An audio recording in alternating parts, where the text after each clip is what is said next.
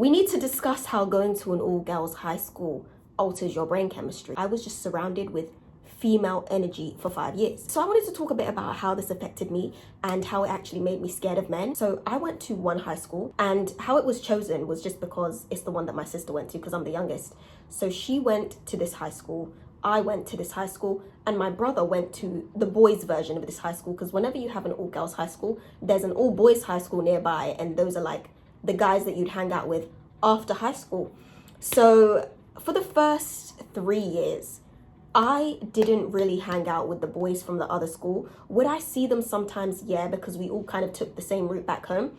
So some of my friends had friends from the all boys school, but I wasn't really one to like talk to them or anything, because when I grew up, guys, I was not in demand. Back then, guys, brown skins, dark skins were not in demand. We were not the target audience. It was all about the light skins. Africans in particular, we weren't getting the love that we get now. It was about the Jamaicans. It was about people that weren't just like African and dark skin. I can't lie. Like it was about the Caribbeans. You get it? So I didn't really care to check for guys because they weren't checking for me. And so when my friends, it was mainly the light skins, as I was saying, in the mixed girls, when they would get the attention, I just would kind of be there, you know, I kind of just see it. But even then, within the first 3 years of high school, they weren't really checking for the guys either. Like the first 3 years, I was 12, 13, and 14.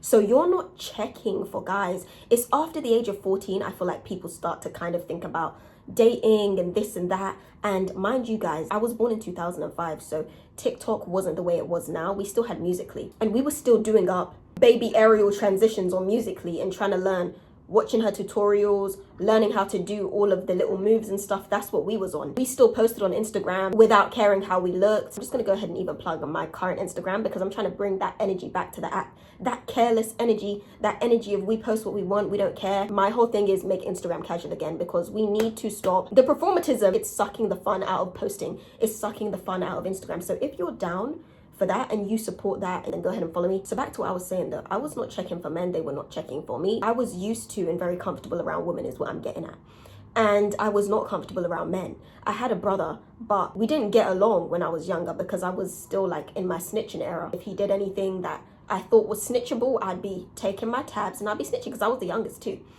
So we didn't get along, and so I didn't really know or speak to or get along with any guys until I was in, what year would I have been in when I was 14? That would have been year 9.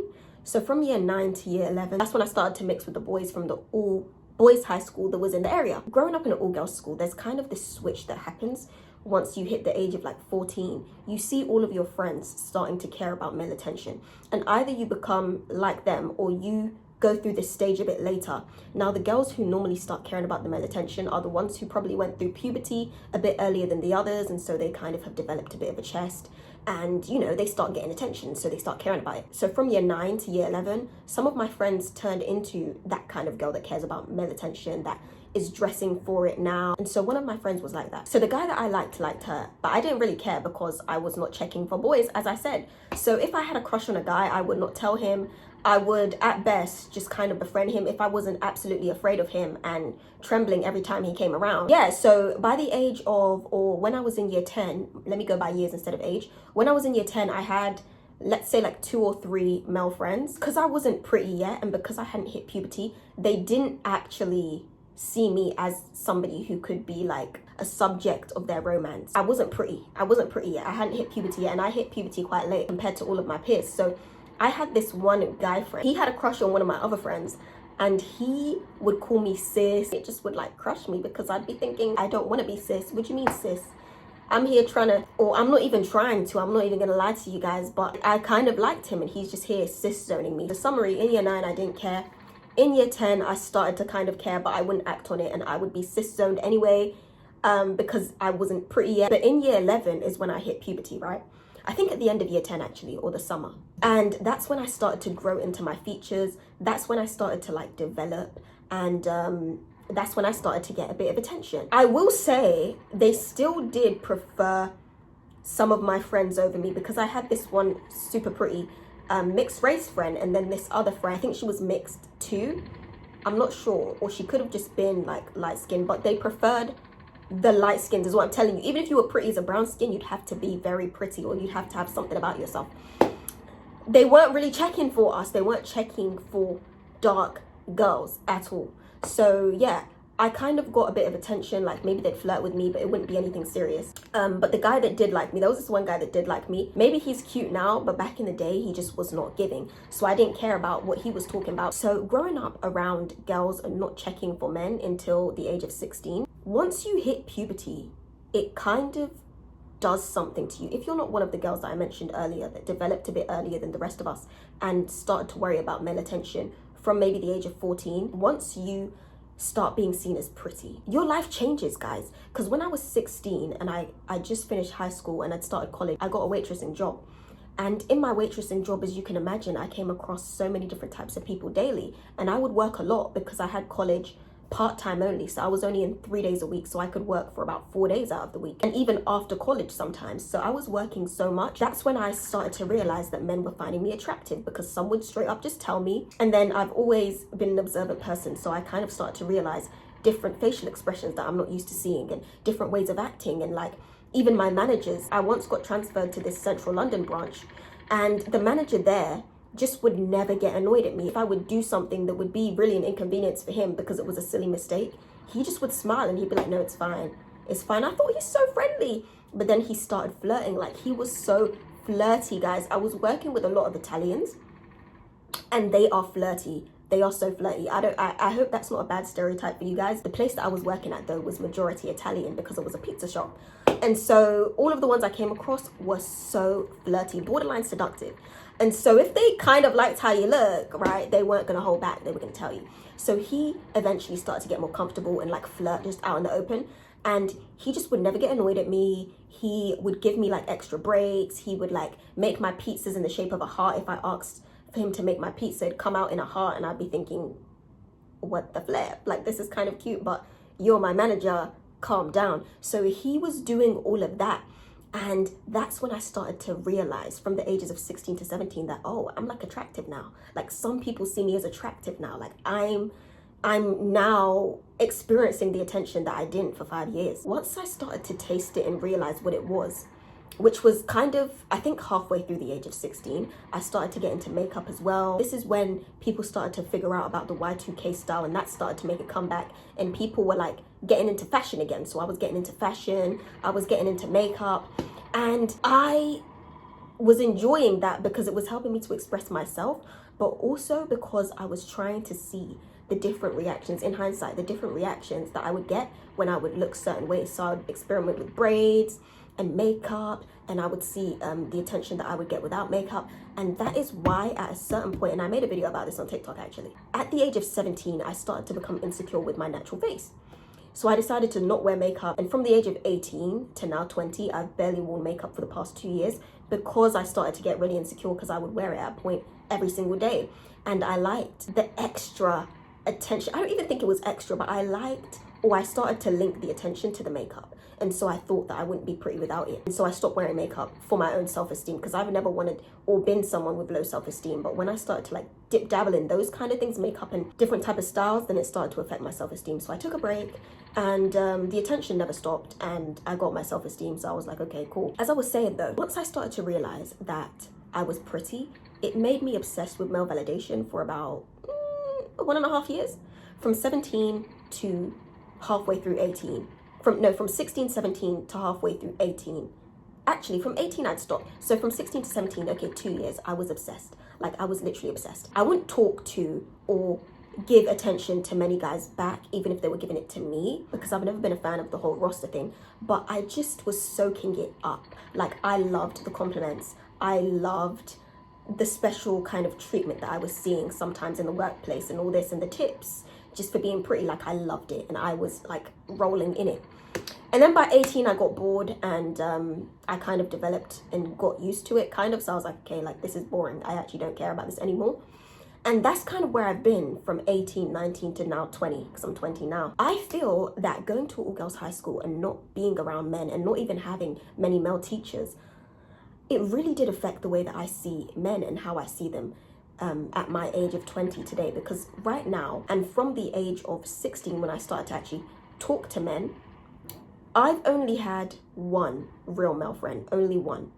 And even that, it was flirty at a point. Like, I did not, and I still struggle to just see men in a platonic way, because since the age of 12 to the age of 16, the beginning of the age of 16, the only people that I saw as possible friends was women, was girls. So coming out of high school, I did not start to talk to men in a friendly way. Like, it would start off like that, but there was always flirty undertones, because that's when I started to be attractive, to become attractive. So from 16 to now 20, all my interactions with men have been a bit flirty. There's never been a time, unless it was in the workplace and my co-worker was part of the LGBT, there's never been a time that a man has tried to speak to me in just a friendly way. Like, I know that sounds mad to some people, but I don't feel, and I still struggle with the concept of men just talking to you because they want to be your friend. Like, I do not see that as a real option, as a viable option, because of my 5 years of only befriending women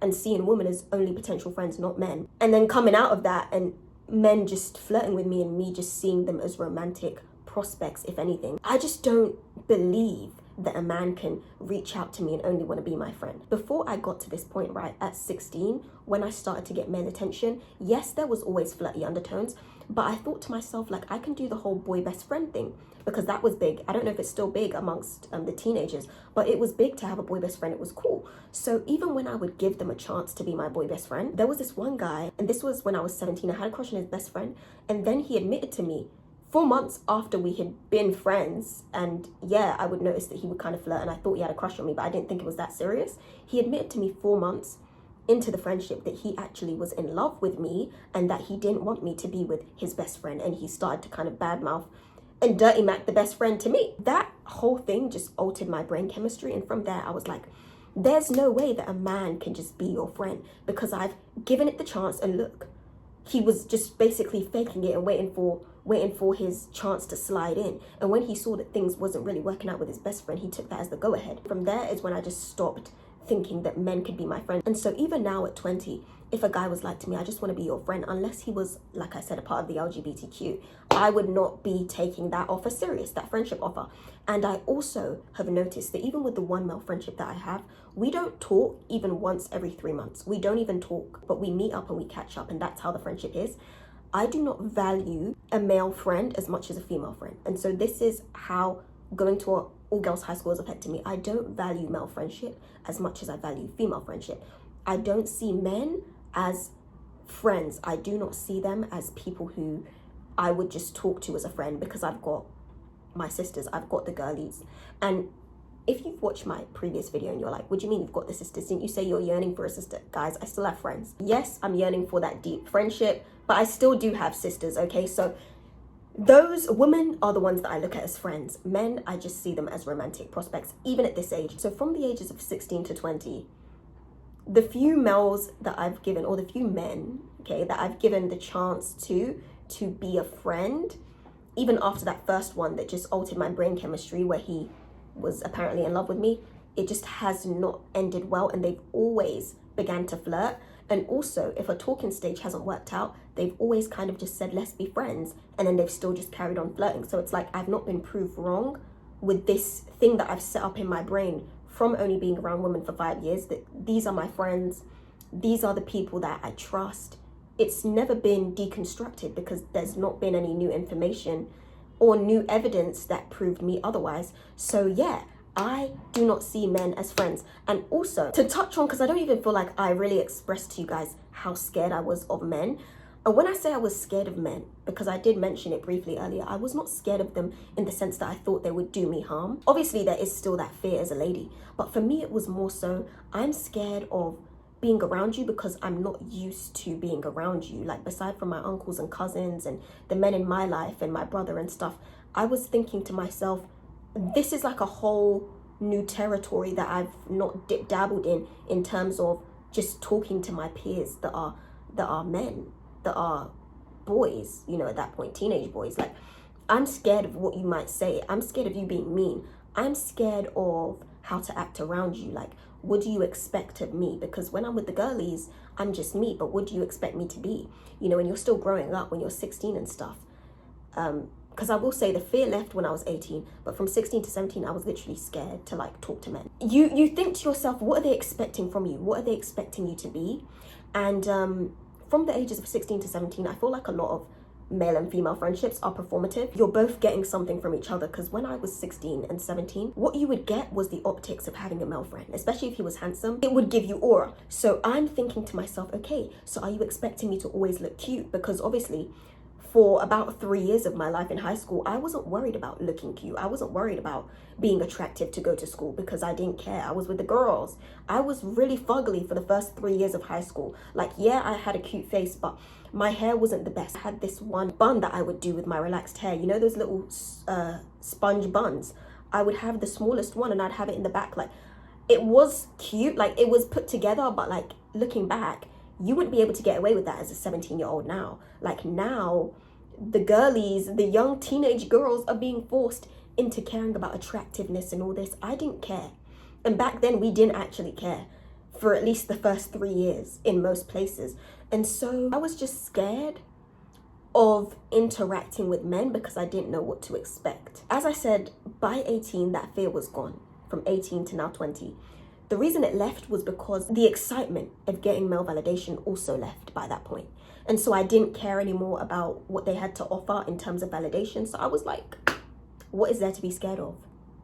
I don't care if they're rude to me. I don't care if they don't like me or if they don't find me attractive. Wearing all this makeup and trying to seek their validation has tanked my self-esteem a little bit. So I actually don't care. And I started to kind of work on my self-perception and self-love.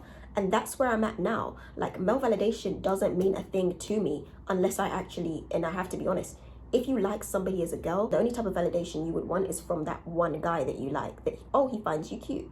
Oh, he still thinks you're attractive 1 month after talking.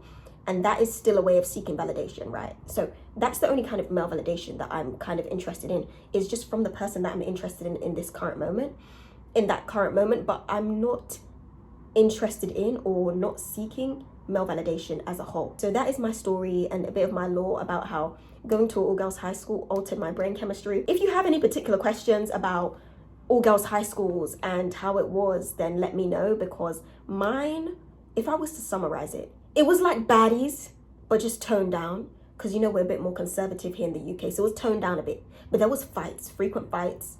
If not fights, there was somebody new to hate every 2 weeks at least. And we all had our moment of being hated and turned on, including myself. So if you want to know how that was, then let me know, because I've got a lot of stories. Yeah, that's literally it.